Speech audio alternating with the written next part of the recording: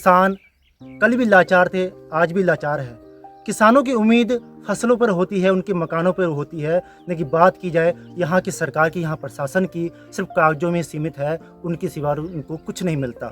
किसानों की उम्मीद थी जब 2025 में या 2023 में जब बाढ़ आई थी तो किसानों को उम्मीद था हमारा मकान या उनकी ज़मीन, उनका फसल रुड़ गया हो या उनके मकान ढह गया, तो उनको उम्मीद थी कि कहीं ना कहीं सरकार की तरफ से उनको मुआवजा मिला जाएगा, उन चंद पैसों से अपने बच्चों को पढ़ा सकेंगे, अपनी अपनी ज़रूरतमंद चीज़ों को प्राप्त कर सकेंगे। लेकिन ये सिर्फ कागजों तक ही सीमित। एमएलए साहब आते हैं, एसडीएम साहब आते हैं, उनको हौसला दिया जाता है, उनको गले से लगाया जाता है, उनको हौसला दिया जाता है, हम आपकी ज़मीन अगर बह चुकी है तो ज़मीन के बदला आपको मुआवजा दिया जाएगा, अगर मकान टूट गया तो मकान का आपको मुआवजा दिया जाएगा। सिर्फ ये कागजों तक ही सीमित है।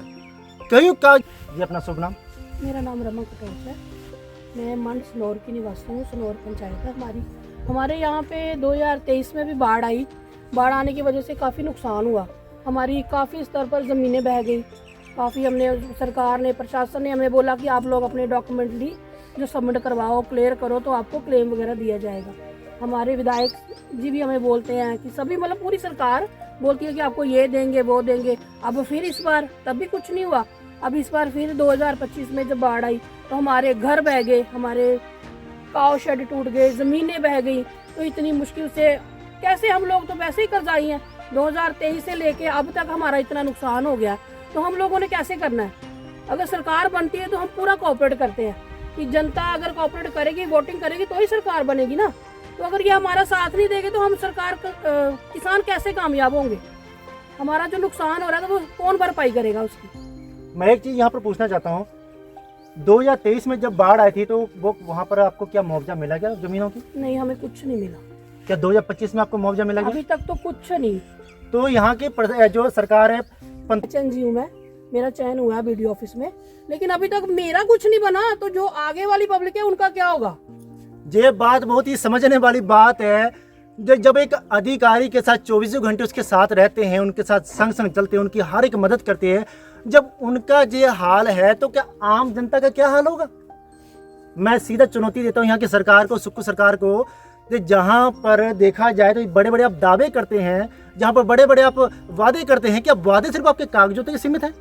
किसको दिया मुआवजा और कहाँ दिया, ये बात में हम सुक्कू सरकार से पूछते हैं। तो अपनी बात जारी रखेंगे।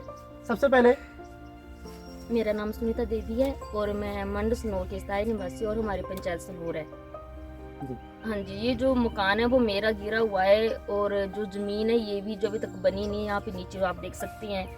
तो ये है कि आज अब हम, मेरे 3 बच्चे हैं, मेरे हस्बैंड की डेथ हो चुकी है, तो मैं 3 बच्चों के साथ यहाँ पे किसी का किराए पे मकान लिया, वहाँ पे रहती हूँ मैं। तो ये है कि अभी तक तो हमारे मतलब रहने के लिए घर की अपनी छत भी नहीं है। तो 3 बच्चों के साथ ये बताया कि कैसे गुजारा करना, और अपना घर ही नहीं है तो हमने कहाँ पे रहना है। आपकी जो मकान टूटी है ये पूरी तरह खत्म हो चुका है? हाँ जी, एक बिल्कुल भी नहीं बचा। आप देख सकते हैं कि सारा ऐसे गिर गया मकान, इसका कुछ नहीं रहा है। अगर होता तो हम अपने घर में रहते, हमें क्या जरूरत है किसी के घर में रहने की। तो अभी आप कहाँ पर रह रहे, किसके घर में रह रहे हैं? हम यहाँ पे जो लोहे वाला पुल उसके पास घर है, वहाँ कुलदीप कुमार का आदमी जो इंदौरा से, उसने खरीदी है जमीन, वो मकान भी उसी का है। तो उससे हमने पूछा तो हमने रहने के लिए उसने हमें मकान दिया कि आप चलो, आपका मकान सारा गिर गया तो आप यहाँ पे रह सकते हो। तो कितनी मुश्किल की बात है। एक तस्वीरों के सामने देख सकते हैं, छोटे छोटे बच्चे हैं, इनकी समय रहते 2025 में बाढ़ आई, मकान टूटा, इनकी पति की मौके में सदमा लग गया, सदमे के कारण इनका पति जो है खत्म हो चुका। उसके बाद भी इनको अभी तक मुआवजा नहीं मिला गया। अब ये दो छोटे छोटे बच्चे हैं, 3 बच्चे हैं, इनका एक उम्मीद थी कि काश उन पैसों से अपने बच्चों को पढ़ा सकेगा, उन पैसों से फिर से अपनी आसियाना तैयार कर सकेगा, लेकिन देखा जाए तो इनके आंखों में सिर्फ आंसू है और कुछ नहीं। तो सरकार क्या सिर्फ बड़े बड़े दावे ही करते रहते हैं या कागजों तक ही सीमित है?